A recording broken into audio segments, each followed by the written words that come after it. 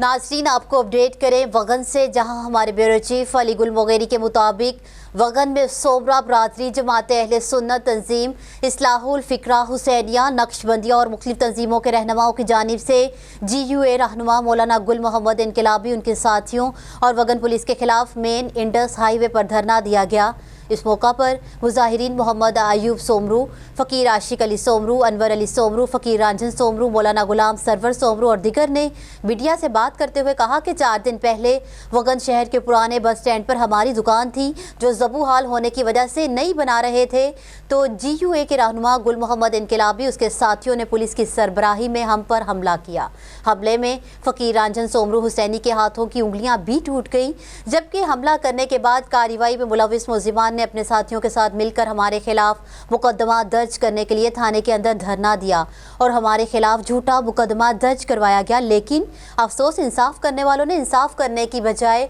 उल्टा हमारे ऊपर झूठा मुकदमा दर्ज किया। दुकान के मालिक फ़कीर आशिक अली सोमरू ने कहा कि 1975 से ये दुकान मेरी है, जिसके असली कागजात भी मौजूद हैं। इसके बावजूद भी गुल मोहम्मद इनकलाबी और उसके साथियों ने पुलिस की मदद से हम पर कातिलाना हमला किया और हमें शदीद जख्मी करके हमारे ही ऊपर झूठा मुकदमा दर्ज करवा दिया गया। मुजाहिरीन ने DIG लाड़काना, SSP कंबर और ज़िला के दिगर इंतजामिया से मुतालिबा किया कि सरबराह गुल मोहम्मद इनकलाबी और उसके साथियों को वगन शहर से निकाला जाए। ये लोग वगन शहर के मुअज़्ज़िज़ीन शहरियों की मलकियत पर ज़बरदस्ती कब्जा कर रहे हैं, लेकिन इनके खिलाफ एक्शन क्यों नहीं लिया जा रहा? 2 घंटे से जारी धरने के बायस सिंध बलोचिस्तान समेत चारों सूबों की तरफ जाने वाली गाड़ियों की लंबी कतारें लग गईं। 2 मजहबी जमातों के दरमियान कशीदगी की वजह से इलाके में खौफ का समा पैदा हो गया।